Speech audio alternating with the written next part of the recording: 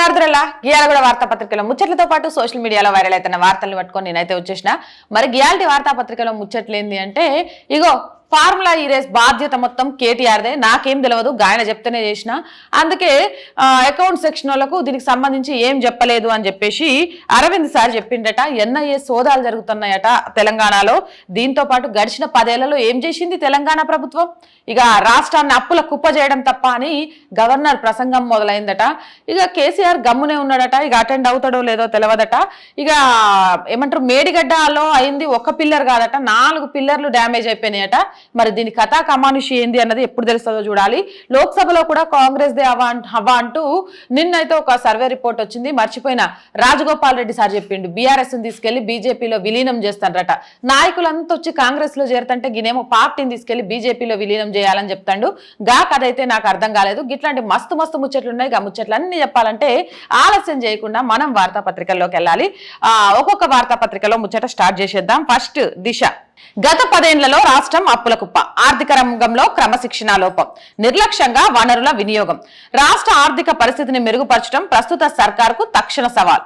6 పక్కాగా గ్యారంటీల అమలు, ప్రజల ఆకాంక్షలను నెరవేర్చేలా బడ్జెట్, స్పష్టమైన పవర్ పాలసీని తీసుకొస్తాం. 100 ఎకరాలలో ఏఐ సెంటర్ ఏర్పాట్లు, 2000 కోట్లతో ఐటీఐల అభివృద్ధి, సామాన్యుల కోసం డిజిటల్ పాలసీ. ఉభయ సభల్లో గవర్నర్ ప్రసంగం. సమావేశాలు 4 రోజులే, నేడు గవర్నర్ స్పీచ్ పై ధన్యవాద తీర్మానం. 10 అవుట్ ఆన్ అకౌంట్ బడ్జెట్, 12 చర్చ, 13 ఆమోదం. కేసీఆర్ హాజరు డౌటే, ఈ సమావేశాల్లో పాల్గొనే ఛాన్స్ లేదంటున్న బీఆర్ఎస్ వర్గాలు. మొత్తానికి గత 10 ఏళ్లలో రాష్ట్రంలో ఆర్థిక క్రమశిక్షణ లేదని, ఆర్థిక రంగంలో క్రమశిక్షణ లోపమే రాష్ట్రాన్ని అప్పులకు కుప్పగా మార్చిందని, ఇక నిర్లక్ష్యంగా వనరుల వినియోగం జరిగిందని గవర్నరు చాలా ఘాటుగా సూటిగా అసెంబ్లీలో చెప్పిందట. అంతేకాదు, ఇక మాకు ఒక విజన్ ఉంది, ఆ విజన్ ప్రకారం పోతాం, 166 పథకాలు అమలు చేసేది అని చెప్తాడు. రేవంత్ అన్న ఊళ్ళలోకి పోతే నీ పథకాల గురించి మాత్రం పొట్టుని తిడతాండ్రు. కరెంటే ఉండట్లేదట. గప్పుడెప్పుడో షెట్లే ఇస్తే షెట్లే ఇప్పుడు వాళ్ళకి అడ్డా అయినాయట. అందరు షెట్ల కిందే కూర్చొని ఉన్నారు. ఏందక్క ఈడ కూర్చున్నారు అంటే, ఏడుంది బిడ్డ, ఎప్పుడు పోతుందో కరెంటు, ఎప్పుడు వస్తుందో అర్థం కావట్లేదు అంటారు. ఇక ఫ్రీ బస్సు గురించి అయితే మొగోళ్ళు పొట్టుని తిడతారు. పెళ్ళాలని ఒక మాట అనాలంటే భయం అవుతుందట. ఏ మాట అన్నా తట్టా బుట్ట జద్దుకొని బస్సు ఎక్కి పోతారట. ఒకప్పుడు ఏమన్నా పంచాయతీ అయితే మేము ఇంట్లో తేల్చుకునేటోళ్ళం. గీ రేవంత్ చేపట్టి తుస్సున ఇంట్లో నుంచి వెళ్ళిపోతాను. గదేం పథకం, ఆడోళ్ళు పని పాట లేకుండా బస్సులు ఎక్కి తిరగమని ఇచ్చిందా? దానికంటూ ఒక దిశానిర్దేశం లేదా అని అంటారు. ఇక రేషన్ కార్డులు పథకాలకు కావాలని చెప్తాడు. అసలు రేషన్ కార్డులు ఎవరు ఇచ్చిండ్రు? తెలంగాణ వచ్చిన సంధి రేషన్ కార్డులు ఇచ్చిండ్రా? ఇగో 10 ఏళ్ల సంధి అంటే తెలంగాణకు ముందు నా పెళ్ళయింది, గప్పటికి నాది నా పెళ్ళందే ఉంది, కానీ నాకు పుట్టిన 3 బిడ్డలకు సంబంధించి రేషన్ కార్డులో పేర్లే లేవు. ఇప్పుడు గిన్న రేషన్ కార్డు ఉంటేనే పథకాలంటే గీ ముచ్చట ముందే చెప్పాలి. అబ్బాబ్బా గిట్ల కాదు, నువ్వు మాట్లాడే స్పీచ్ ఊళ్ళల్లో కూడా వెళ్తుంది. మస్తు మంది వింటారు. ఏంది లోక్సభ స్థానాలు గెలిస్తేనే పథకాలు అమలు చేస్తాడా? గప్పుడు ఎందుకో చెప్పలే. ఫస్ట్ 30 రోజులు అన్నాడు, తర్వాత 60 రోజులు అన్నాడు, ఇప్పుడు 100 రోజులు అంటాడని గిట్లా నీ పథకాలకు సంబంధించి మస్తు డౌట్లు చెప్తాండ్రు ఆడ. ఏదేమైనా కూడా గవర్నర్ చెప్పిన దాంట్లో నిజమేందంటే, తెలంగాణ ఏర్పడ్డప్పుడు 16,000 మిగులు బడ్జెట్తో ఉన్న తెలంగాణ రాష్ట్రం ఈ రోజు లక్షల కోట్ల అప్పుల కుప్పగా మారింది. ఖచ్చితంగా కూడా గత ప్రభుత్వ వైఫల్యాలే ఇందుకు కారణం అని చెప్పడానికి అనేకం ఉన్నాయి. ముఖ్యంగా ఉచితం పథకం. ఎన్నికలు వచ్చిన ప్రతిసారి గది ఏ ఎన్నిక కానీ, కార్పొరేషన్ ఎన్నిక కానీ, లోక్సభ ఎన్నిక కానీ, అసెంబ్లీ ఎన్నిక కానీ, ఆఖరికి సర్పంచ్ ఎన్నికలు కానీ, ఏదో ఒక ఉచిత పథకం తీసుకొచ్చి ప్రజలను మభ్యపెట్టి ఓట్లు వేయించుకోవాలని చూసిన తీరే ఈ రోజు రాష్ట్రాన్ని అప్పుల కుప్పగా మార్చింది. ఆ పెట్టుబడులు ఏదో అభివృద్ధి వైపు పెట్టుంటే, ప్రజలకు ఉపాధి కల్పించుంటే ఈ రోజు ఈ పరిస్థితి వచ్చేది కాదు అని చెప్పి అందరు మాట్లాడుకుంటారు. పోనీ ప్రభుత్వాలు మారినా పరిస్థితులు మారినా అంటే గదే పరిస్థితి. ఫ్యాన్ వేసుకొని టీవీ పెట్టుకొని చూడండి అని చెప్తాడు, కానీ రేవంత్ అన్న కష్టపడాలా, పని చేయాలా, ఉపాధి కల్పిస్తా అని చెప్పట్లేడు. ఇక ఇవి అర్థం కాకుండా గవర్నర్ స్పీచ్ ఇన్న తర్వాత ఇక ఈ 3 రోజులు జరగబోయే సమావేశాలకు కేసీఆర్ రాడు అని అంటారట. 10వ తరగతి ఓటాన్ బడ్జెట్ సమర్పించబోతారట. ఈ రోజు గవర్నర్ ప్రసంగానికి సంబంధించి నిన్న ఏదైతే చేసిందో దానికి సంబంధించిన ధన్యవాదానికి సంబంధించిన సభ ఉండబోతోందట. దాంతో క్లోజ్ చేస్తారట. ఇక బడ్జెట్ కి సంబంధించి 12 చర్చ జరుగుద్ది, 13 ఆమోదం తెలుపుతుంది. హరీష్ సార్ మధ్యలో నుంచి అలిగి వెళ్ళిపోయిండు. మీడియా పోర్ట్ దగ్గరకు వచ్చి ఏమేమో మాట్లాడిండు. శ్రీధర్ బాబు వర్సెస్ హరీష్ సార్ అన్నట్టు నడిచింది. పెద్ద ఊహించినంతగా అసెంబ్లీ సమావేశాలు ఏం లేవు, అన్ని సప్పసప్పగా పోయినాయి అంటారు అందరూ. ఒకటి కాదు, 4 పిల్లర్లు డ్యామేజ్, అన్ని 7వ బ్లాక్ కు చెందిన స్ట్రక్చరే. సబ్ కాంట్రాక్ట్ సంస్థ కట్టినట్లు వెల్లడి. అంచనా కన్నా 2,472 కోట్లు ఎక్కువ వ్యయం. వరద ప్రభావంపై స్టడీ చేయని నాటి సర్కార్, పనులు పెండింగ్ లో ఉన్న చెల్లింపులు, మేడిగడ్డ డ్యామేజీపై విజిలెన్స్ రిపోర్ట్, తీసుకురావాల్సిన చర్యలపై సిఫార్సు, నిపుణుల కమిటీ ఏర్పాటుపై ప్రపోజల్స్. మొత్తానికి ఇప్పటిదాకా మేడిగడ్డలో ఒక్క పిల్లరే డ్యామేజ్ అయింది అనుకున్నాం, కాదట 4 అయినాయట. అనుకున్న దానికంటే 2471 కోట్లు ఎక్కువ ఖర్చు పెట్టినా కూడా ఫలితం లేకపోయిందట. వరద ఎంత వస్తుంది, ఏం జరుగుతుంది, అక్కడ పిల్లర్లు ఆగుతాయా, ఎలాంటి ఘటాలు ఇవేం లేవు. దోచుకున్నోడికి దోచుకున్నంత. నేను కాంట్రాక్ట్ తీసుకుంటా, సబ్ కాంట్రాక్టర్లకు ఇస్తా, వచ్చిన దాంట్లో ఆమ్యామ్యాన్ని పంచిపెడతా, నన్ను అడిగేది ఎవడు. ఇక తెలంగాణ ఉన్నంత వరకు తెలంగాణ సెంటిమెంట్ నడ్డు పెట్టుకొని నేను, నా తర్వాత నా కొడుకు తర్వాత నా మనవడు, లేకపోతే నా కూతురు, ఎవరో ఒకరు రాష్ట్రాన్ని పట్టుకొనే ఉంటారు. కాబట్టి మా షిట్టా ఎప్పటికీ బయటపడదు అనుకున్నాడు కేసీఆర్ సారు. ఇక ఏమైంది, ప్రజలు చూస్తూ ఊరుకోరు. తెలంగాణ తెచ్చుకుంది కుటుంబ పాలన కోసం కాదు, ఏ ఒక కుటుంబం బాగు కోసం కాదు. అసలు ఇచ్చిన హామీలలో ఒక్కటి కూడా నెరవేర్చని ఈ ఉద్యమకారుడు రాజకీయ పార్టీ అని చెప్పి ఆ పార్టీలో నుంచి రాష్ట్రాన్ని తీసేసి దేశం పెట్టుకొని దేశకి నేత కావాలన్న ఆలోచనలతోటి అడుగులు ముందుకేస్తే కేల్కతం, దుకాన్ బంద్, ఫామ్ హౌస్ లో ఉండు. ఈ రోజు అసెంబ్లీకి రావడానికి కూడా ముఖం లేని పరిస్థితి చేసిండ్రు.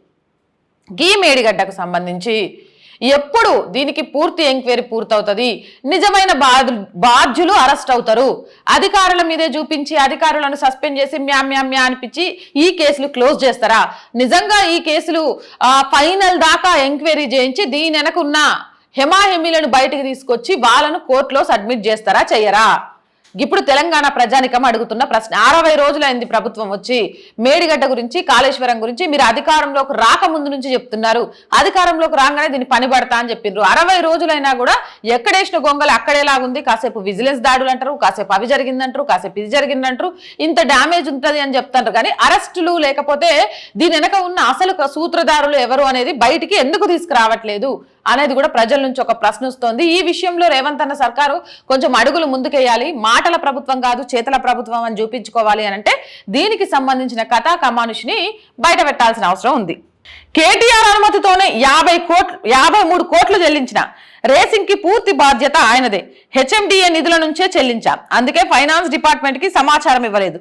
ఫార్ములా ఈ రేసింగ్ పై సర్కారుకు ఐఏఎస్ అరవింద్ కుమార్ రిప్లై. అధికారులు ఎంత బాగా చెప్పుకుంటున్నావు అరవింద్ సారు, నువ్వు చదువుకొని వచ్చినావా, చదువుకొని రాలేదా?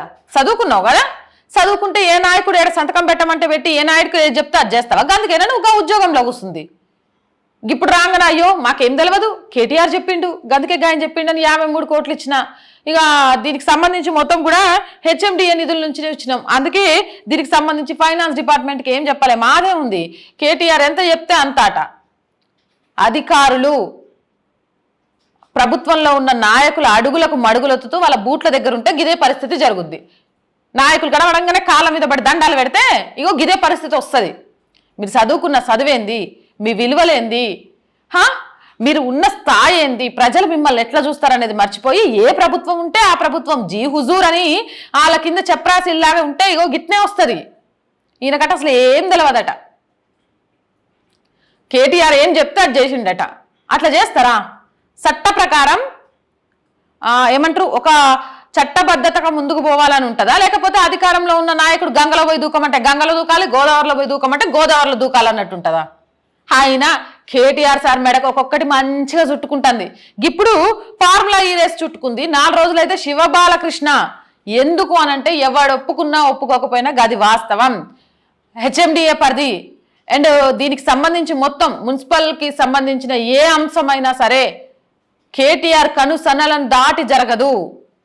అది పర్మిషన్స్ అయినా, రిజిస్ట్రేషన్స్ అయినా, అమ్మకాలైనా, కొనుగోలైనా. ఇది జగమెరిగిన సత్యం అంటారు కాంగ్రెస్ వాళ్ళు, అంతేకాదు ప్రజలు కూడా.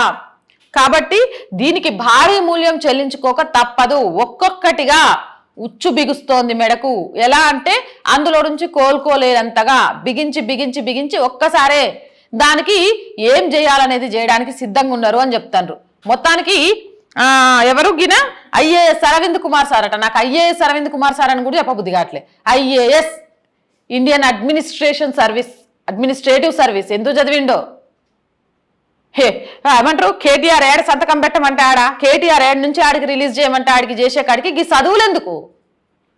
మీరు చదువుకున్న చదువులకు ఒక అర్థం ఉండాలి కదా సార్. ఈ నిధులకు ఇట్లా ఎందుకు ఇస్తాం? ఫైనాన్స్ డిపార్ట్మెంట్లో చెప్పాలి, ఈ నిధులు ఇట్లా రావు, దీనికి చేయాల్సింది ఇది, ఫార్ములా ఈ రేస్కి ఇక్కడ ఇది కుదరదు, ఇది చెయ్యాలి అని చెప్పడానికే కదా అధికారులు ఉంది. మా అంటే ఏమవుతుంది, ఒక ట్రాన్స్ఫర్ అవుతుంది, అక్కడి నుంచి పోస్టింగ్ కూడా ఇంకో దగ్గర వస్తుంది. అబ్బా, మీ సుఖం కోసం, మీ పోస్టింగ్ కోసం అడుగులకు మడుగులొత్తి ఇప్పుడు మీదేం తప్పు లేదు, శుద్ధపూసలు నాయకులే తప్పని చెప్తారు. ఖచ్చితంగా ఒక ప్రాజెక్ట్ విషయంలో కానీ ఒక పని విషయంలో కానీ తప్పు జరిగింది అంటే ప్రజానాయకుడిది ఎంత తప్పు ఉంటుందో అక్కడ ఉన్న అధికారిది కూడా అంతే తప్పు. అధికారులు అనేవాళ్ళు నాయకులకు ఏమంటారు జీ హుజూర్ అనే బంట్లు కాదు, ప్రజలకు సేవ చేయడానికి వచ్చిన వాళ్ళు. దాన్ని మర్చిపోయి విస్మరిస్తే ఇవాళ కాకుండా రేపైనా దోషిగా నిలబడాల్సిందే, శిక్ష అనుభవించాల్సిందే. మీతో పాటు మీ కుటుంబాన్ని కూడా నలుగురిలో దోషిగా సమాజంలో నిలబెట్టాల్సిందే. అది జరుగుతూనే ఉంది. ఇంకా ఇలాంటి ఆఫీసర్లు చాలా మంది బయటకు వస్తాడు. కేటీఆర్ సార్, మరి దీనికి ఏం ఆన్సర్ చెప్తావో చెప్పిగా ప్రెస్ మీట్ పెట్టి. నిష్ఠారాజ్యంగా చేయించుకున్న వీరేసు దానికి లెక్క పత్రం లేదు అంటే మళ్ళా మేమే వస్తుంది, ఇక నేనేగా కాబోయే ముఖ్యమంత్రి అనుకున్న అహంకారంతోనే చేసినావని అంటారు మిగిలిన వాళ్ళంతా. నువ్వే చెప్పాలి మరి ఎట్లా చేసినావు. ఎన్ఐఏ సోదాలు, వీక్షణం ఎడిటర్ వేణుగోపాల్ ఇంట్లో తనిఖీలు, పౌర హక్కుల నేత రవిశర్మ ఇంట్లో సైతం సెల్ ఫోన్ స్వాధీనం. హైదరాబాద్తో పాటు తానే, చెన్నై, మల్లాపురం, పాలక్కడ్ ప్రాంతాల్లోనూ సోదాలు. చాలా రోజుల తర్వాత మళ్ళీ ఎన్ఐఏ సోదాలు జరుగుతున్నాయి హైదరాబాద్లో. దీని వెనక ఏం కథ ఉందో, ఏం కమానిషి ఉందో త్వరలోనే బయటకు వస్తుంది. లోక్సభలో కాంగ్రెస్ హవా, బీజేపీ బీఆర్ఎస్ కి చెరో 3, కేంద్రంలో మళ్ళీ బీజేపీ ఏదే అధికారం. India today mood of the nation సర్వేలో రాజ్యసభకు కన్హయ్య కుమార్ తెలంగాణ నుంచి పంపించేందుకు ఏఐసిసి ఆలోచన. పరిశీలనలో సుప్రియా శ్రీనటే, పవన్ ఖేరా పేర్లు సైతం. Rajya Sabha notification release. తెలంగాణలో 3 స్థానాలకు 27న పోలింగ్. కాంగ్రెస్ లోకి పట్నం, సీఎం రేవంత్ ని కలిసిన మహేందర్ రెడ్డి దంపతులు. చేవెళ్ల ఎంపీ అభ్యర్థిగా సునీతారెడ్డి పేరు ఖరారు. ఎల్లుండి హస్తం పార్టీలో చేరిక. దీపాదాస్ సమక్షంలో చేరిన బాబా ఫసియుద్దీన్. మరో గులాబీ నేత రెడీ. సీఎం రేవంత్ తో 10 నిమిషాలు ఏకాంత భేటీ. సంప్రదింపుల్లో పాజిటివ్ స్పందన. KCR expiry medicine. కాళేశ్వరంపై రిటైర్డ్ జడ్జితో విచారణ జరిపించుకోవాలన్న హైకోర్టు సీజే. మీడియాతో రేవంత్ చిట్చాటు. మొత్తానికి ఒకప్పుడు కేసీఆర్ ఏం చేసిండో యాజ్ ఇట్ ఈజ్ ఇప్పుడు రేవంత్ అదే చేస్తాడు. అవసరం లేకున్నా కూడా ఇవాళ కాకుండా ఇది రేపు కొంప ముంచుద్ది. బీఆర్ఎస్ ని కొంప ముంచింది కూడా ఇదే. అవసరం లేకపోయినా మన దగ్గర తగినంత మంది నాయకులు, తగినంత బలం ఉన్నా కూడా పక్క పార్టీలో ప్రతిపక్షం ఉండకూడదు అని నాయకులను ఎప్పుడైతే లాక్కుంటామో అదే ఆ పార్టీ వినాశనానికి, ఆ పార్టీ అధికారం కోల్పోవడానికి కారణమవుతుంది. 2014, 2018 ఎన్నికల్లో కేసీఆర్ ఏం చేసిండో యాజ్ ఇట్ ఈజ్ 2024లో రేవంత్ కూడా అదే చేస్తున్నాడు. పట్నం మహేందర్ రెడ్డి ఇప్పుడు కాదు, ఎన్నికలకు ముందే కాంగ్రెస్ లోకి పోవాల్సింది, కానీ మంత్రి పదవి ఇచ్చేసరికి ఆగిండు. అంటే పదవి కోసం పార్టీలలో ఉండే నాయకులు చాలా మంది ఉన్నారు. అలాంటి వాళ్ళందరినీ ఈరోజు కాంగ్రెస్ లోకి తెచ్చుకుంటే రేపు ఆ పదవిలో అటు ఇటు అయినా, గెలుపోవటములు అటు ఇటు అయినా, కొత్త వాళ్లకు ప్రాధాన్యత ఇవ్వడం వల్ల ఎప్పటి నుంచో ఉన్న కాంగ్రెస్ నాయకుల్లో అసంతృప్తులు వచ్చినా పార్టీ పటాపంచలుగా పేలిపోవడానికి తెలంగాణలో ఆస్కారం ఉంటుంది. ఈ విషయంలో ఆచితూచి అడుగులేయాల్సిన అవసరం కాంగ్రెస్ కి చాలా చాలా చాలా ఉంది. వాళ్ళకు తెలియకుండా వాళ్ళ గోతుని వాళ్ళే దవ్వుకుంటున్నారు. ఎక్కడైతే ప్రతిపక్షం గట్టిగా ఉంటుందో అధికార పక్షం ప్రజల మన్ననలు పొందుతుంది. ఎందుకంటే వాళ్ళు ప్రశ్నిస్తుంటారు, సమాధానాలు చెప్తుంటారు, అలా వాళ్ళ నుంచి ప్రశ్నలు రాకుండా ఉండడానికి కష్టపడతారు. కానీ ప్రతిపక్షం అనేది లేకుండా కల్వకుంట్ల కుటుంబం మీద కోపం చూపించాలి అనే ఒకే ఒక ఉద్దేశంతో ఆ పార్టీలో ఉన్న వాళ్ళందరినీ గంపగుత్తగా కౌన్సిలర్లు, సర్పంచులు, మున్సిపాలిటీలు, ఎమ్మెల్యేలు, ఎంపీలు, మంత్రులను తీసుకొచ్చుకుంటే రేపు ఖచ్చితంగా కూడా అది పార్టీకి శ్రేయస్కరం కాదు. ఎందుకంటే గత ప్రభుత్వాన్ని చూసినాం. ఎందుకు రేవంత్ కేసీఆర్ చేసిన తప్పిదాలను చూసి కేసీఆర్ బొక్కబోర్ల పడ్డానికి కారణాలు తెలిసి కూడా ఈరోజు అవే చేస్తున్నాడు.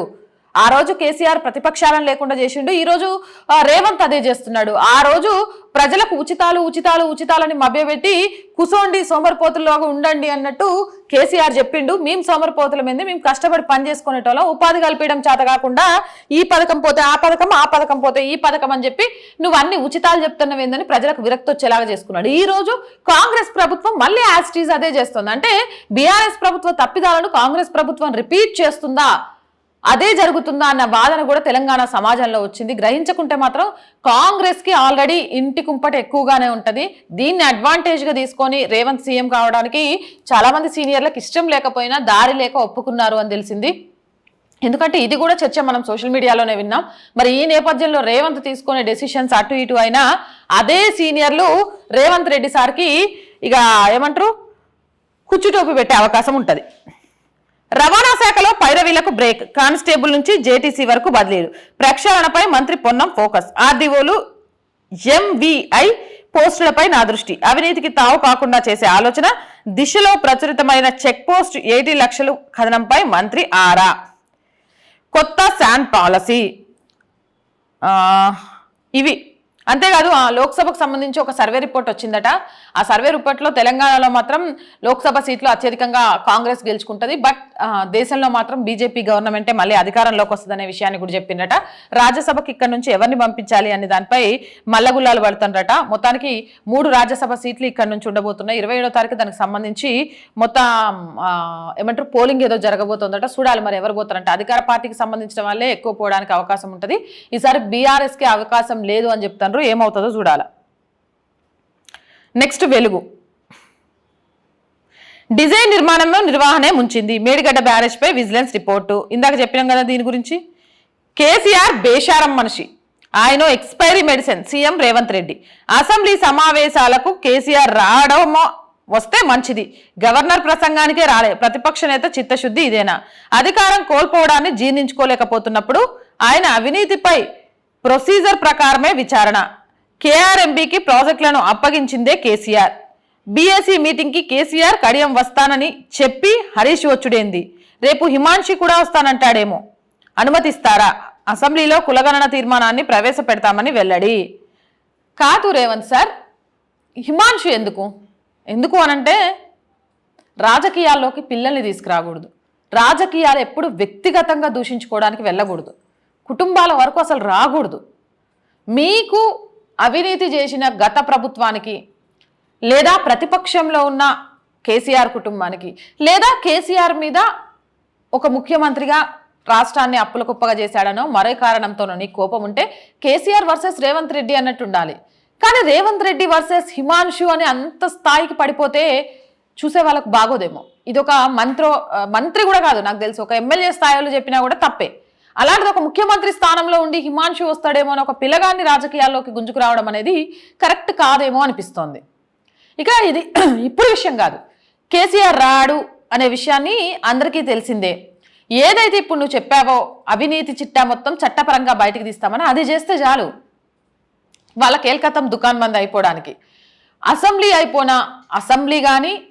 అయిపోయిన తర్వాత ప్రెస్ మీట్లో మాట్లాడు కానీ సభలు కానీ సమావేశాలు కానీ కేసీఆర్ టార్గెట్గా కాదు. తెలంగాణలో వ్యవస్థల ప్రక్షాళన విధంగా మాటలు ఉండాలి. ఏదో ఒక మాట తిట్టడం కోసమే ఈరోజు ప్రెస్ మీట్ పెడుతున్నామన్నట్టు కాకుండా ఏ నాయకులైనా తెలంగాణలో ప్రెస్ మీట్లు మీరు పెట్టేది వ్యవస్థ ప్రక్షాళన కోసమై ఉండాలి, వ్యక్తిగత దూషణ కోసం కాదు. రాజకీయ నాయకులకు మళ్ళీ ఒక చిన్న విన్నపం ఏంటంటే ప్రతి ఒక్కరికి ఒక కుటుంబం ఉంటుంది. ఆ కుటుంబంలో ఒక్కొక్కరు ఒక్కొక్క ప్యాషన్ తోటి ఒక్కొక్క రంగం వైపు అడుగు పెడతారు. ఆ రంగంలో నిలదొక్కుకోవాలంటే ప్రత్యర్థులు ఉంటారు, ప్రత్యర్థులతో పోటీ పడతారు. అది ఎలా ఉండాలి అంటే ఆ రంగం వరకు ఆ వ్యవస్థ వరకే ఉండాలి, కానీ వ్యవస్థ దాటి కుటుంబం వరకు వెళ్ళకూడదు. అప్పుడు మీరు విజ్ఞత కోల్పోతారు. సమాజంలో 1 వేలు మీరు వాళ్ళ వైపు చూపించేటప్పుడు 4 వేలు మీ వైపు వస్తాయి. అది రాకుండా చూసుకోండి. ఇక కేసీఆర్ సార్ వస్తాడా అంటే ఏమొస్తాడు, నేనెంత చెప్తే అంత అనే అసెంబ్లీలో ఇక రేవంత్ సారు గవర్నర్ అమ్మ మాట్లాడుతుంటే చుట్టమే మా కేసీఆర్ సార్కి ఇష్టం ఉండదు. అలాంటిది ఆమె ప్రసంగం చేస్తుంటే ఈయన చూసి తట్టుకోగలుగుతాడా? ఓటమిని భరించగలుగుతాడా? కుల్లి కుషించిపోడు. కుషించిపోకుండా ఉండనికే రాలేదు. విషయం ఎవరికి తెలియదు. ఇక హరీష్ సార్ విషయం అంటవా, హరీష్ సార్కి అలవాటే మామకి ఎప్పుడు కష్టం వస్తే కష్టాన్ని భుజాల మీద వేసుకొని మోసుడు. ఎన్నిసార్లు చూడలే హుజురాబాద్ ఎలక్షన్స్ అప్పుడు సిలిండర్ వేసుకొని, మునగోడు ఎలక్షన్స్ అప్పుడు ఇక ముచ్చట్లు పెట్టుకుంటూ ఇది కొత్త ఉంది, ఏది కావాలంటే మామ కోసం గది చేయడానికి హరీష్ సార్ సిద్ధంగా ఉంటాడు. అందుకే కూతురు కొడుకు కంటే కూడా కేసీఆర్ హరీష్ రావును మస్తు నమ్ముతాడు. ఆ విషయంలోనే హరీష్కి కేసీఆర్ సార్కి మస్తు గొడవ అయిందని, గొడవలోనే కేసీఆర్ సార్ కింద పడి గట్లయిందని అప్పుడు సోషల్ మీడియాలో వార్తలు కూడా వచ్చినాయి. సరే ఏదేమైనా కానీ కేసీఆర్ సార్ వస్తే ఏంది, రాకపోతే ఏంది? ఆయన వస్తే ఆగిపోయేదేమన్నా ఉందా? ఆయన రాకపోతే ముందుకు పోయేదేమన్నా ఉందా? గాయని తెలంగాణ ప్రజలు ఎప్పుడో మర్చిపోయినారు. గాయన స్థానంలో కూర్చోవాలని కూడా ఎవరు కోరుకోవట్లే. అనవసరంగా నువ్వెందుకు కోరుకుంటున్నావు రేవంత్ సారు? శ్రీధర్ బాబు వర్సెస్ హరీష్. కేసీఆర్ స్థానంలో మీటింగ్కి వచ్చిన హరీష్ అభ్యంతరం చెప్పిన మంత్రి శ్రీధరబాబు, మీటింగ్ నుంచి వెళ్లిపోయిన మాజీ మంత్రి, అసెంబ్లీ 4 రోజులు బీఎస్సీలో నిర్ణయం, నేడు గవర్నర్ ప్రసంగానికి ధన్యవాద తీర్మానం. ఇందాకే చెప్పుకున్నాం మనం, హామీలన్నీ నెరవేరుస్తాం, ఇది కూడా చెప్పేసుకున్నాం. మహిళా ఓటర్లు ఎక్కువ ఉన్నారట లోక్సభ ఎన్నికలకు సంబంధించి. అయితే ఫైనల్ ఓటర్ లిస్ట్ వచ్చింది, అందులో అత్యధికంగా మహిళలే ఉన్నారట. 1,64,67,132 మంది పురుషులుంటే 1,65,87,244 మంది స్త్రీలు ఉన్నారంట. అంటే 1 కోటి, దరిదాపు 10 లక్షల మంది స్త్రీలు ఎక్కువే ఉన్నారు. యువతిని గొడ్డలతో చంపిన ఉన్మాది, తనతో పెళ్లికి నిరాకరించిందని యువతిపై ఓ యువకుడు గొడ్డలతో దాడి చేసి హత్య చేశాడు. నిర్మల్ జిల్లా ఖానాపూర్లో గురువారం ఈ దారుణం జరిగింది. సమాజం ఎటుపోతోంది అనేది ఆలోచించుకోవాల్సిన సమయం. ఇంట్లో పోరగాళ్ళకు చాలాసార్లు చెప్పిన, ఇలాంటి సంఘటనలు వచ్చిన ప్రతిసారి చెప్పుకుంటున్నాం. మంచి చెడులు నేర్పించకుండా యాంత్రికంగా మొబైళ్లతో ఆడుకొని మొబైల్ అలవాటు చేస్తే గిట్నే ఉంటుంది. ప్రేమ అంటే ఎదుటి సంతోషాన్ని కోరుకోవాలి, కానీ మనకు దక్కకపోతే చంపేయాలి అనుకుంటే అది ఉన్మాదం అవుతుంది, ప్రేమ కాదు. అంటే మనుషులు ప్రేమ నుంచి ఉన్మాదం వైపు అడుగులు పడుతున్నాయి అంటే వాళ్ళ మైండ్ సెట్ ఎట్లా మారిపోతుంది, ఆ మార్పుకు కారణాలు ఏంటి అనేది అన్వేషించడం మొదలుపెట్టాలి. లేకపోతే రేపు సమాజంలో ఎవడు బయట రోడ్డు మీద తిరగాలన్నా భయపడే రోజులు వస్తాయి. శివబాలకృష్ణ అవినీతిపై ఐటీఈడీ ఫోకస్. సీఎంలను కలిసిన పట్నం ఫ్యామిలీ. కేటీఆర్ చెప్తేనే 53 కోట్లు ఇచ్చిన. మీ బ్లాక్ పేపర్ మాకు దిష్టి చుక్క. కాంగ్రెస్ పై రాజ్యసభలో ప్రధాని Narendra Modi fire. Black shirt వేసుకొని ఫ్యాషన్ షో చేశారని ఎద్దేవా. ప్రతిపక్షాల చర్యలను స్వాగతిస్తున్నామని వ్యాఖ్య. ఉభయ సభల్లో white paper versus black paper. శ్వేతపత్రం రిలీజ్ చేసిన బీజేపీకి కౌంటర్ గా కాంగ్రెస్ బ్లాక్ పేపర్. యూపీఏ సర్కార్ దేశ ఆర్థిక వ్యవస్థను బలహీనం చేసింది. దీనికి ప్రధానమైన కారణం బలహీనమైన నాయకత్వమే. యూపీఏ పాలనలో సైనికులు చాలా ఇబ్బందులు పడ్డారు. వారికి సరిపడా ఆయుధాలు ప్రభుత్వం సమకూర్చలేదు. ఇప్పుడు ఖర్గేజీ రిలీజ్ చేసిన బ్లాక్ పేపర్ మా ప్రభుత్వానికి దిష్టి చుక్క లాంటిది. మాపై ఎవరికన్ను పడకుండా చేస్తుంది. ఏదైనా పండుగ వచ్చినప్పుడు చిన్నపిల్లాడికి కొత్త బట్టలు వేస్తే దిష్టి తగలకుండా పెద్దోళ్ళు దిష్టి చుక్క పెడతారు. అలాగే మా 10 ఏళ్ల ప్రభుత్వంపై ఎవరికన్ను పడకుండా మేము సేఫ్ గా ఉండేందుకు కాంగ్రెస్ దిష్టి చుక్క పెట్టింది. కాంగ్రెస్ రిలీజ్ చేసిన బ్లాక్ పేపర్ మా ప్రభుత్వానికి దిష్టి చుక్క లాంటిదే ప్రధాని నరేంద్ర మోదీ. కానీ ఎందుకో ఈసారి పార్లమెంట్ సెషన్ మొత్తం కూడా ఎవరికి కౌంటర్ ఇవ్వడంలో, ఒకప్పుడు ఎట్లా నరేంద్ర మోదీ సార్ కౌంటర్ ఇచ్చినా సైలెంట్గా ఉండేది. ఈసారి దెబ్బకు ఏమంటారు, కేల్కతం దుకాన్ బంద్ లాగి చంప మీద కొడితే బుగ్గ వాసిపోద్ది చూడు, ఆ లెవెల్లో కొట్టకుండానే కౌంటర్ ఇస్తాడు. మొత్తానికి బీజేపీ సర్కార్కి దిష్టి తగలకుండా ఉండడానికి ఓ దిష్టి చుక్క పెట్టిండట ఖర్గే సారు. దాంతో దిష్టి అంతా పోయి ఇంకెక్కువ సీట్లు సాధిస్తామని కాన్ఫిడెంట్గా చెప్తాడు నరేంద్ర మోదీ సార్. ఎన్డీఏకి 335, మూడోసారి మోదీనే ప్రధాని. India today mood of nations సర్వేలో వెల్లడి. గతంలో పోలిస్తే ఎన్డీఏకు తగ్గనున్న 18 సీట్లు. ఇండియా కూటమికి 166, ఇతరులకు 42. తెలంగాణ కాంగ్రెస్ కి 10, బీజేపీకి 3, బీఆర్ఎస్ కి 3. గిది చెప్పిందంట. దీని తర్వాత ఆదాబ్లో రాష్ట్రాన్ని పునర్నిర్మిస్తున్నాం. ఎమ్మెల్యే పల్లా రాజేశ్వర్ రెడ్డి భూ కబ్జాలకు అంతే లేదు. KCR expiry medicine. అవినీతి అధికారిపై కరుణ. మన్మోహన్ సేవలు నిరుపయోగం. 20 మంది బీఆర్ఎస్ ఎమ్మెల్యేలు త్వరలో కాంగ్రెస్ లోకి. మరోసారి తెరపైకి బీబీనగర్ నెదురుగొమ్ముల వ్యవహారం. కోట్ల భూమిని కొల్లగొట్టారని పల్లా కుటుంబంపై విమర్శలు. చనిపోయిన వ్యక్తి పేరు మీద ఉన్న స్థలాన్ని కబ్జా చేశారనే ఆరోపణలు. పల్లాకు అండగా అక్రమాలను అడ్డుకోలేని స్థితిలో పోలీసులు. న్యాయం కోసం ఆదాబ్ హైదరాబాద్ ని ఆశ్రయించిన బాధితులు. ఆదుకోవాలని కోరుతూ CM Revanth Reddy, deputy CM బట్టి విక్రమార్కతో పాటు ఈడీ, విజిలెన్స్ అధికారులను ఆశ్రయించిన సాయిబాబా వెల్ఫేర్ అసోసియేషన్ సభ్యులు. ఇది ఎప్పటి నుంచో జరుగుతోంది. ఇక పల్లా రాజేశ్వర్ రెడ్డి సార్ అంటే కేసీఆర్ సార్కి చాలా ఆప్తుడాయి. ఏం చేసినా ఏం గాకపాయాయి. ఇక నువ్వు రూపాయి దోసుకున్న చోట నేను పావలా దోసుకోవద్దా కేసీఆర్ అంటే, దోసుకో, తెలంగాణను సాధించింది అందుకు కదా, మన వాళ్ళందరి బాగుపడికి దోసుకో అని చెప్పినట్టు చాలా వరకు దోపిడీలు జరిగినాయని ఇక చెప్తా ఉంటారు. ఇక గిడ ఆదాబన్న కూడా కథనం రాసిండు. ఈ దోపిడీలన్నీ ఎప్పుడు బయటపడతాయో నాకు తెలిసి తెలంగాణలో ఈ నాయకులు చేసిన దోపిడీలన్నీ బయటపడితే దాదాపు మన రాష్ట్రంలో సగంకి పైగా అప్పులు తీరిపోతాయేమో. 20 మంది బీఆర్ఎస్ ఎమ్మెల్యేలు త్వరలో కాంగ్రెస్ లోకి. బీఆర్ఎస్ చేసిన అలవాటే తాము కొనసాగిస్తున్నాం. హాట్ కామెంట్స్ చేసిన కాంగ్రెస్ నేత జగ్గారెడ్డి. బీఆర్ఎస్ చేసిన పనే మీరు చేసిండ్రనుకో, బీఆర్ఎస్ కు పట్టిన గతే మీకు పడుతుంది. కాబట్టి తోటోడు తొడను కోసుకున్నాడు కదా అని మనం మెడను కోసుకోకూడదు కదా జగ్గారెడ్డి సారు. మనకంటూ ఒక విచక్షణ ఉండాలి. మన మీద ప్రజలు పెట్టుకున్న నమ్మకం ఉంచుకోవాలి. ఇక ప్రజలేసిన ఓట్లకు విలువనియ్యాలి. ప్రతిపక్ష స్థానంలో ఉంచుతూనే వాళ్ళు ఏం చేసిండ్రు, ఏం చెయ్యాలి, ఇప్పటికైనా సరే ఏమంటారు, ప్రజల మన్ననలు పొందకపోతే గిట్ల ప్రతిపక్షంలో ఉండి సమాధానాలు చెప్పాల్సి వస్తుందనే ఒక ఆలోచన కలిగించాలి. అంతేగాని మళ్ళీ వాళ్ళ పనులు కానిచ్చుకోవడం కోసం అధికార పక్షంలోకి వస్తామంటే, నువ్వు నేర్పిన విద్య నీరజాక్ష అనంటే నాకు పట్టిన గతే పడుతుంది తమ్మయ్య అంటాడు. సరే నాకెందుకు జనాలకెందుకు అనుకుంటున్న ముచ్చట చెప్పినా కానీ ఇక చేర్చుకున్న వాళ్ళకు ఇప్పుడు కాదు 4 రోజులైతే ఈ ప్రాబ్లం ఏంటిది అనేది బయటపడుతుంది అని చెప్తారు. చూడాలి మరి గదేమైద్ది అనేది. నెక్స్ట్ ఆంధ్రజ్యోతి. ఆ రోజులు అంతమయ్యాయి. KCR expired medicine. ఐఏఎస్కు 10 కోట్లు. ఎవరిచ్చిండ్రు ఐఏఎస్కి 10 కోట్లు? అధికారి చెప్పినట్లు చేశా, పలు దఫాలుగా నగదు రూపంలో చేరవేశా. ఏసీపీ కస్టడీలో వెల్లడించిన శివ బాలకృష్ణ. ఐఏఎస్ ను విచారించేందుకు రంగం సిద్ధం. ప్రభుత్వ అనుమతి కోరిన ఏసీబీ అధికారులు. బడా స్థిరాస్తి సంస్థలపైన ఏసీబీ ఫోకస్. డొల్లా కంపెనీలు బినామీలపై ఐటీ నజర్. నిధుల మళ్లింపు పైన రంగంలోకి ఈడీ. మొత్తానికి మళ్ళా మొదలు ఇంకో అధికారి ఇరుక్కున్నాడు. ఒక్కొక్కరుగా అధికారి వెనక ఎవరున్నారు అనేది కూడా ఇరుక్కొని దొరికిపోతారు. నమస్తే తెలంగాణ అన్నను కూడా చూద్దాం ఫైనల్గా. ఇందులో ఏమైనా ఉన్నాయేమో. పాపం అన్నను ఎవరు పట్టించుకోవట్లేదట. మస్తు ఫీల్ అవ్వడా ఏందో. ఇలా సైట్ కూడా స్లోనే ఉంది. అన్నీ అర్ధ సత్యాలే. రుణమాఫీ, పంట బోనస్, నిరుద్యోగ భృతి ప్రస్తావనేది. గ్యాసు, గృహలక్ష్మి మినహా మిగతా హామీల సంగతేంది?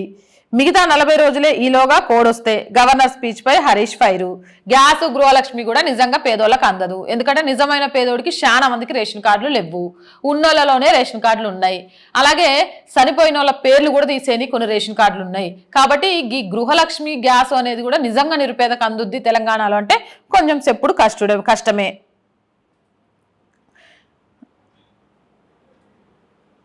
వివస్రను చేసి కారం కొట్టి.